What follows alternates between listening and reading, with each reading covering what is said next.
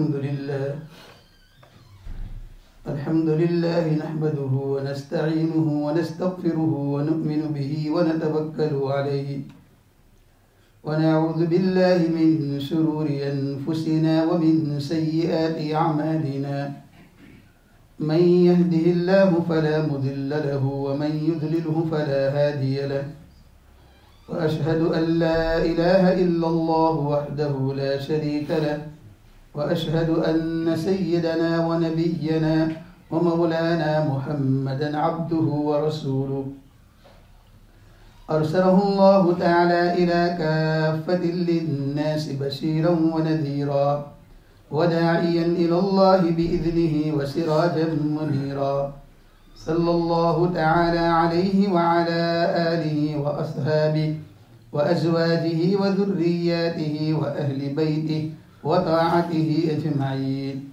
أما بعد فقد قال الله تبارك وتعالى في القرآن المجيد والفرقان الحميد: أعوذ بالله من الشيطان الرجيم. بسم الله الرحمن الرحيم. شهر رمضان الذي أنزل فيه القرآن هدى للناس وبينات من الهدى والفرقان. وقال الله تبارك وتعالى في مقام الآخر: إنا نحن نزلنا الذكر وإنا له لحافظون. وقال النبي صلى الله عليه وسلم: خيركم من تعلم القرآن وعلمه. صدق الله مولانا العظيم. درود شریف پڑھیے. اللهم صل على محمد وعلى آل محمد كما صليت على إبراهيم وعلى آل إبراهيم إنك حميد مجيد. بزرگان محترم، اللہ تبارک و تعالیٰ کا یہ بڑا کرم اور احسان اور فضل ہے کہ اس کریم ذات نے مجھے اور آپ کو دین کا ہم فریضہ نماز جمعہ مبارک اور مقدس مہینے میں ادا کرنے کے لیے یہاں جمع فرما دیا. ہم دعا کرتے ہیں کہ اللہ تبارک و تعالی ہماری اس اجتماع کو اور ہماری اس نماز جمعہ کو اور ہماری اس ماہ مقدس اور مبارک مہینے کو اور اس کی عبادتوں کو اللہ تعالیٰ اپنی بارگاہ میں قبول و منظور فرما کر اسے ہم سب کے لیے دنیا اور آخرت میں نجات اور ہدایت کا ذریعہ بنا دے. آمین. اللہ تبارک و تعالیٰ کی ذات سے جو کلام نکلا ہے جس کو ہم قرآن مجید کہتے ہیں،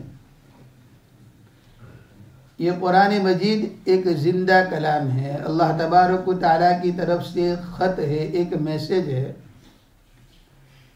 اپنے انسانوں کے نام. اور یہ ہدایت اللہ تبارک و تعالیٰ نے انسانوں کے لیے یہ میسیج اتارا ہے.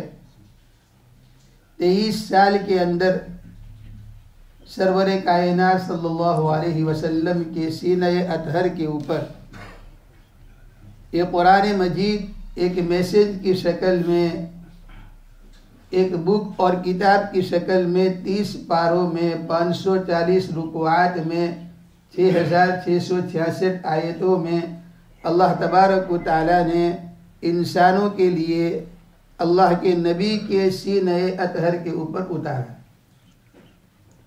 بڑا عظیم کلام ہے، اس لیے کہ اللہ تبارک و تعالیٰ کا یہ کلام ہے تو وہ شہنشاہ عالم ہے، وہ ہمارا پالنہار ہے، وہ ہمارا رب ہے، وہ ہمارا خدا ہے، وہ ہمیں پالنے والا ہے، وہ ہمیں پیدا کرنے والا ہے، وہ خالق کائنات ہے. تو اس کا یہ کلام ہے. ہمارے پاس اگر کوئی ایسا کلام آ جائے، کوئی خط آ جائے جو بہت اونچے آدمی کا ہو تو ہم اس کو احترام کی نگاہ سے دیکھتے ہیں، پڑھتے ہیں، اس کو سمجھنے کی کوشش کرتے ہیں. اگر خود نہیں سمجھتے تو دوسروں کے پاس جا کر اس کو سمجھنے کی کوشش کرتے ہیں، اور جب تک اس کے مضمون کو سمجھ نہیں لیتے ہمیں چین نہیں آتا. قرآن مجید عظیم کلام ہے اللہ تبارک و تعالیٰ کا، اور اللہ نے فرمایا ہدی للناس، اس کو ہم نے اتارا اس ماہ مبارک کے اندر، رمضان کے اندر میں، اور کس کے لیے؟ انسانوں کی ہدایت کے لیے۔ معلوم ہوا کہ قرآن مجید یہ صرف اس کو جو ہے پڑھنے اور اس کو جو ہے پڑھانے تک محدود نہیں ہے، بلکہ انسان کو چاہیے کہ اس سے ہدایت لے۔ یہ ہدایت کی کتاب ہے۔ ہم نے قرآن مجید کو ایثار ثواب کے لیے رکھ دیا، ہم نے قرآن مجید کو کسی کے انتقال کے وقت جو ہے یاسین پڑھنے کے لیے رکھ دیا، کسی بیمار کے اوپر دم کرنے کے لیے رکھ دیا، لیکن یقیناً قرآن مجید کسی کی موت کے وقت پڑھا جائے تو اس کی جو ہے موت کی سکرات آسان ہو جاتی ہے۔ یقیناً اگر کسی مردے کے لیے پڑھا جائے تو اس کی قبر کے اندر جو ہے نور اور روشنی پیدا ہوتی ہے۔ اگر کسی بیمار کے اوپر پڑھا جائے اور دم کیا جائے اس کا تو اس کو صحت ملتی ہے۔ لیکن قرآن مجید کا اصل جو مقصد ہے وہ قرآن مجید کا یہ ہے کہ قرآن سے ہم ہدایت لیں۔ یہ قرآن مجید کا اصل مقصد ہے، اور قرآن بھی یہی کہتا ہے، اللہ بھی یہی چاہتا ہے۔ اور یہ قرآن ایسا کلام ہے کہ انسان دنیا کے اندر کوئی کتاب لکھتا ہے، بڑے بڑے علماء، مفسرین، محدثین نے بڑی بڑی حدیث اور قرآن پر کام کیا، بڑی بڑی کتابیں لکھی گئی، اور بڑے بڑے جو ہے فلاسفروں نے جو ہے اپنے اپنے حساب سے کتابیں لکھی، لیکن آخر میں لکھتے ہیں کہ اگر اس کتاب کے اندر کوئی غلطی ہو، اگر پڑھنے والے کو یہ سمجھے کہ اس کتاب کے اندر میری یہ غلطی ہے تو مجھے متنبہ کرے، دوسرے ایڈیشن کے اندر اس کو سدھار لیا جائے گا، اس کی جو ہے اصلاح کر دی جائے گی۔ لیکن قرآن جب ہم کھولتے ہیں تو الف لام میم ذالک الکتاب لا ریب فیہ، اللہ پہلے کہہ دیتا ہے کہ اس کتاب کے اندر کوئی شک نہیں ہے، اس کے اندر کوئی اصلاح کی ضرورت نہیں ہے۔ اس لیے قرآن کہتا ہے، اللہ کہتا ہے کہ ہم نے اس کتاب کو اتارا اور ہم ہی اس کی حفاظت کریں گے۔ توریت حضرت موسیٰ علیہ السلام کے اوپر اتری، لیکن اللہ نے حفاظت کا وعدہ نہیں لیا۔ زبور حضرت داؤد پر اتاری گئی، لیکن اللہ نے وعدہ نہیں لیا۔ انجیل اتری حضرت عیسیٰ پر، لیکن اللہ تعالیٰ نے وعدہ نہیں لیا۔ قرآن مجید جو اللہ نے اتارا اس کے لیے کہا کہ وَإِنَّا لَهُ لَحَافِظُونَ، کہ ہم ہی اس کی حفاظت کرنے والے ہیں۔ اور حفاظت بھی عجیب و غریب انداز میں اللہ نے فرمائی۔ ایک 5 سال کا، 7 سال کا، ایک 10 سال کا بچہ جو ہے اور ایک بچی جو ہے قرآن مجید کو سورہ فاتحہ سے لے کر من الجنۃ والناس تک قرآن مجید کو پڑھ جاتا ہے، اور اس کے اندر اس کی غلطی نہیں ہوتی ہے، اور غلطی ہو تو غلطی کو کہہ دیا جاتا ہے۔ اور یہ قرآن کا اعجاز ہے کہ چاہے بادشاہ تراویح پڑھا رہا ہو، چاہے استاد پڑھا رہا ہو، چاہے شیخ پڑھا رہا ہو، چاہے بڑے سے بڑا مالدار پڑھا رہا ہو، لیکن اگر ایک زبر زیر کی غلطی جائے گی تو پیچھے سے حافظ لوگ جو ہے اس غلطی کے اوپر اس کو متنبہ کر دیں گے، چاہے وہ کوئی بھی ہوگا، اس کی اصلاح کر دی جائے گی کہ تم نے قرآن مجید غلط پڑھا ہے۔ آج 1400 سال سے اوپر زمانہ ہو گیا، لیکن قرآن نے جو کہا کہ ذالک الکتاب لا ریب فیہ، کوئی مائی کا لال ایسا پیدا نہیں ہوا کہ جس نے یہ کہا کہ میں قرآن مجید کی مثل کوئی صورت بنا کر لاتا ہوں، میں قرآن مجید کے مقابلے میں کوئی کتاب لاتا ہوں۔ بڑے بڑے لوگ آئے دنیا کے اندر، اور اللہ تبارک و تعالیٰ کی عجیب حکمت ہے کہ جس زمانے میں جو پیغمبر آئے، اس زمانے میں جس چیزوں کا زور تھا، اللہ نے اس کے مقابلے میں پیغمبروں کو وہ جو ہے معجزات عطا فرمائے۔ حضرت موسیٰ علیہ السلام تشریف لائے، توریت اللہ تبارک و تعالیٰ نے دی، اور اللہ تبارک و تعالیٰ نے یہ کر دیا کہ توریت صرف حضرت موسیٰ علیہ السلام کو حفظ تھی۔ پیغمبر صرف اس کو حفظ کر سکتا تھا، امت میں کوئی اس کا حافظ نہیں ہوتا تھا۔ زبور حضرت داؤد علیہ السلام کو یاد تھی، ان کی امت کو یاد نہیں تھی۔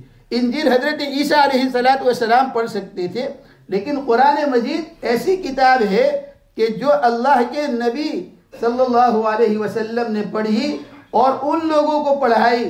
قرآن مجید کہتا ہے هو الذی بعث فی الامیین رسولا، ہم نے امیوں کے اندر ایک رسول بھیجا، اس رسول نے قرآن مجید پڑھا صحابہ کرام کے سامنے، صحابہ نے اس کو اخذ کیا، گویا اللہ تبارک و تعالیٰ نے ان صحابہ کے دل میں اس کو جمایا، اور آگے اللہ تبارک و تعالیٰ نے ان صحابہ کرام سے امت کے دوسرے افراد نے اس کو پڑھا، اور قیامت تک یہ سلسلہ چلتا رہے گا، اور یہ سلسلہ بند نہیں ہوگا۔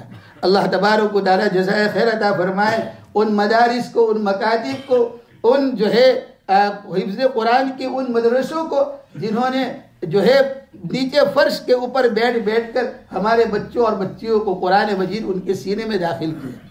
آپ حیران ہو جائیں گے، اللہ تبارک و تعالیٰ نے جب اس کی حفاظت کا وعدہ لیا تو اللہ تبارک و تعالیٰ نے ایسے امت میں افراد پیدا کیے کہ عقل حیران ہو جاتی ہے۔ علامہ شامی فرماتے ہیں کہ ہشام کلبی رحمۃ اللہ علیہ بہت بڑے بزرگ گزرے ہیں، اس نے پورا قرآن مجید 3 دن کے اندر حفظ کر لیا، صرف 3 دن کے اندر۔ اور ایسے لوگ ہیں جنہوں نے روزانہ ایک پارہ یاد کیا اور 30 دن کے اندر 30 پارے یاد کر لیے۔ کچھ لوگ ایسے بھی پیدا ہوئے کہ جنہوں نے قرآن مجید کو سنا اور جس وقت وہ بولتے ہوئے تو اپنی ماں کی پیٹ سے انہوں نے جو ہے 2.5 اور 3 پارے قرآن مجید کی حفظ کر لیے۔ تو یہ اللہ تبارک و تعالیٰ کی طرف سے اعجاز ہے قرآن مجید کا۔ تو قرآن مجید یہ زندہ کلام ہے اور قرآن مجید یہ اللہ کی کتاب ہے، یہ انسانوں کے اوپر، یہ اللہ کے نبی کے سینے کے اوپر اتاری گئی ہے میرے اور آپ کی ہدایت کے لیے، کہ قرآن مجید کو ہم قرآن مجید سے وابستہ ہو جائے۔ اللہ کے نبی صلی اللہ علیہ وسلم نے ارشاد فرمایا، جب تیرا جی چاہے کہ میں اللہ سے بات کروں تو اس وقت تو قرآن مجید کو کھول کر بیٹھ جا، قرآن کی تلاوت کر۔ امت میں ایسے لوگ پیدا ہوئے رمضان المبارک کے اندر اور عام دنوں کے اندر وہ قرآن مجید کو مسلسل پڑھتے تھے۔ کوئی قرآن مجید رات دن میں 1 قرآن ختم کرتے تھے، اور کچھ ایسے پیدا ہوئے کہ جنہوں نے 40 ہزار قرآن مجید ختم کیے، 40,000۔ اب میری اور آپ کی حالت دیکھیے، میں اور آپ اس وقت ہم سوشل میڈیا کے زمانے میں گزر رہے ہیں، ہم انٹرنیٹ اور ٹیلی ویژن کے جو ہے دور سے گزر رہے ہیں۔ ہمارے اندر کتنے لوگ ہیں جو قرآن مجید کو پڑھتے ہیں؟ رمضان کا مبارک مہینہ جس میں قرآن اتارا گیا، ہم سمجھتے ہیں کہ رمضان میں صرف روزہ رکھنا ہے، بھوکا اور پیاسا رہنا ہے۔ حضرت شیخ الحدیث رحمۃ اللہ علیہ نے فضائل رمضان کے اندر وہ حدیث نقل کی ہے کہ بہت سارے روزے رکھنے والے، اللہ کے نبی نے فرمایا میری امت میں ایسے ہوں گے کہ ان کو بھوک اور پیاس کے علاوہ کچھ حاصل نہیں ہوگا۔ کیوں؟ اس لیے کہ وہ روزے کو تقاضے کو پورا نہیں کرتے۔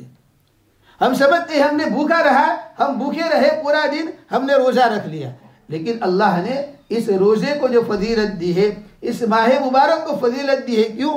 اس لیے کہ اس میں اللہ نے قرآن اتارا۔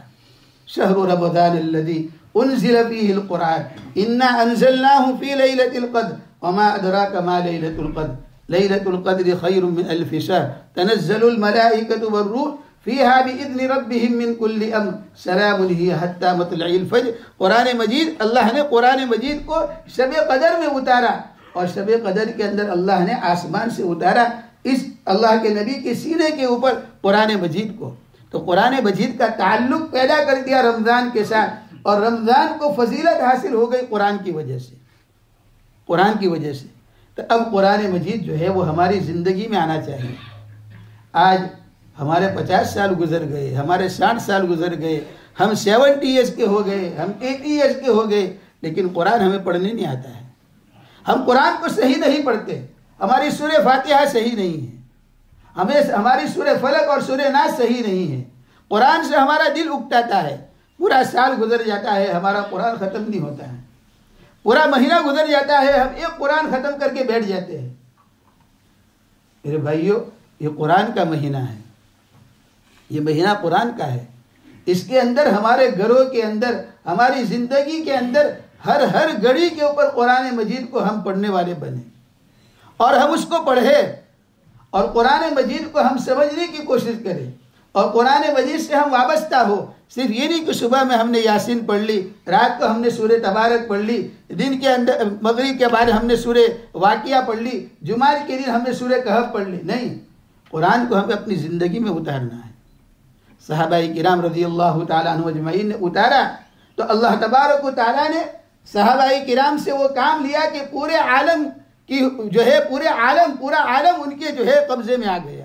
آج قرآن کو ہم نے چھوڑا تو ہم ذلیل اور خوار ہوئے۔ چنانچہ حضرت عمر رضی اللہ تعالیٰ عنہ کا زمانہ ہے، اللہ کے نبی صلی اللہ علیہ وسلم کے زمانے میں مرد عورتیں مسجد کے اندر نماز پڑھتی تھی۔ مسجد نبوی میں عورتیں بھی ہوتی تھی، پہلے مرد کھڑے ہوتے تھے، پھر بچوں کی صفیں ہوتی تھی، پھر خنسا کی صفیں ہوتی تھی، پھر اس کے بعد عورتوں کی صفیں ہوتی تھی۔ حضرت عمر رضی اللہ تعالیٰ عنہ کا زمانہ آیا. حضرت عمر رضی اللہ تعالیٰ عنہ نے بھانپ لیا کہ زمانہ فتنے کا ہے اور ہو سکتا ہے کہ کوئی فتنے کے اندر امت مبتلا نہ ہو جائے, تو انہوں نے بین لگا دیا.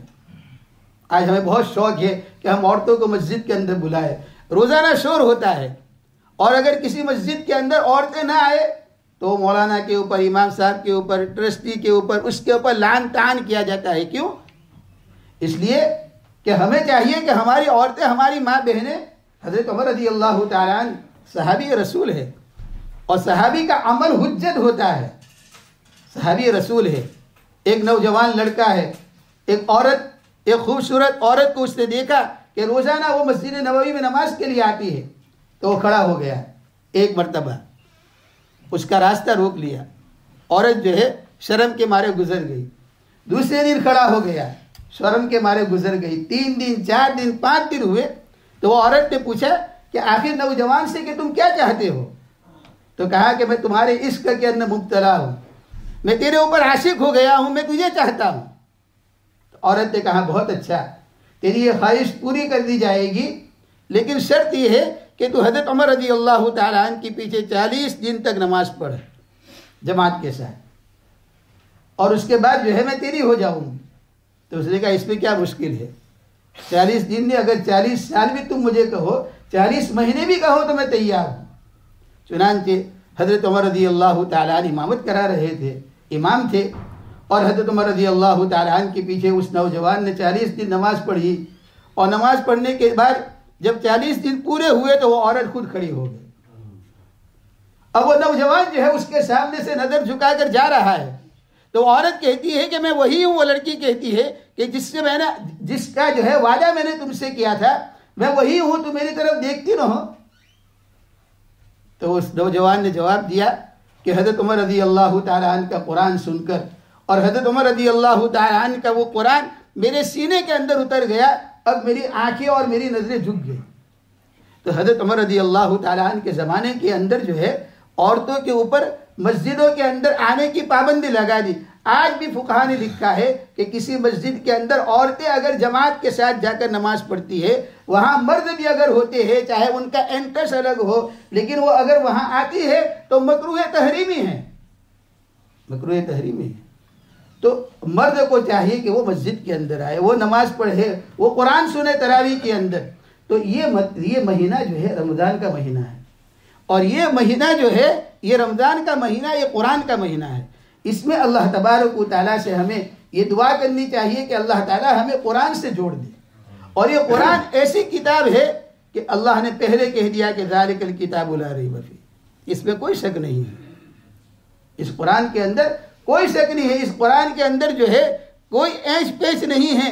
کوئی آدمی نہیں کہہ سکتا ہے کہ قرآن کے اندر فلاں ورڈ اور فلاں لفظ اور یہ فلاں جو ہے فلاں صورت جو ہے یہ بے محل ہے.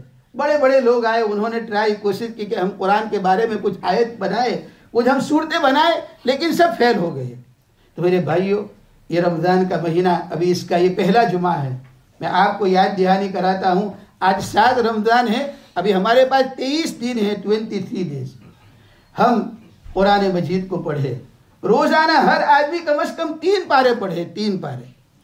ہمارا جو ہے ٹائم ٹی وی کے اوپر, انٹرنیٹ کے اوپر, واٹس ایپ کے اوپر, ہمارے سوشل میڈیا کے اوپر ہمارے گھنٹے نکل جاتے ہیں, لیکن قرآن ہمیں پڑھنے کی توفیق نہیں ہوتی. قرآن ہمارے لیے قبر میں نور ہوگا, قرآن ہمارے لیے ساتھی ہوگا. بزرگوں نے کہا ہے کہ ہم نے اپنی آنکھوں سے دیکھا, اپنی زندگی میں دیکھا کہ قرآن ہم نے پڑھا اور قرآن کے درس ہم نے دیے. جب ہم قبر کے اندر گئے تو قرآن ہمارے سامنے آ کر کھڑا ہو گیا, قرآن ہمارے سامنے کھڑا ہو گیا. تو میرے بھائیوں, اللہ تعالیٰ سے دعا کرے کہ اللہ اس ماہ مبارک کے اندر ہمیں قرآن سے وابستہ کر دے. تو روزانہ 3 پارے پڑھیں گے سب انشاءاللہ. اور گھر میں ماں بہنیں بھی سن رہی ہے, ان سے درخواست ہے کہ وہ بھی قرآن مجید کے 3 پارے پڑھے کام کاج کے ساتھ. اور قرآن مجید کے اگر 3 نہیں پڑھ سکتے تو عورتیں 2 پڑھے, بجائے اس کے کہ ہم اپنا ٹائم رمضان کے اندر جو ہے موبائل کے اوپر, فون کے اوپر ہم خراب کریں. اللہ نے مہینہ دیا ہے, ہو سکتا ہے آئندہ رمضان ہمیں ملے نہ ملے, ہو سکتا ہے بہت سارے لوگوں کو آئندہ رمضان تک وہ زندہ رہے نہ رہے. اس کو غنیمت جانے, یہ 23 ڈیز ایسے نکل جائیں گے کہ مجھے اور آپ کو پتہ بھی نہیں چلے گا، اور پھر ہم رمضان کرتے رہ جائیں گے۔ اللہ تعالیٰ مجھے بھی توفیق عطا فرمائے، آپ سب کو توفیق عطا فرمائے۔ اس ماہ مبارک کی جو خیر و برکتیں ہیں، اللہ تعالیٰ مجھے، آپ کو، ہماری نسلوں کو، اولادوں کو، امت مسلمہ کو اور پوری انسانیت کو اللہ تعالیٰ عطا فرمائے۔ آمین۔ وآخر دعوانا ان الحمد للہ رب العالمین۔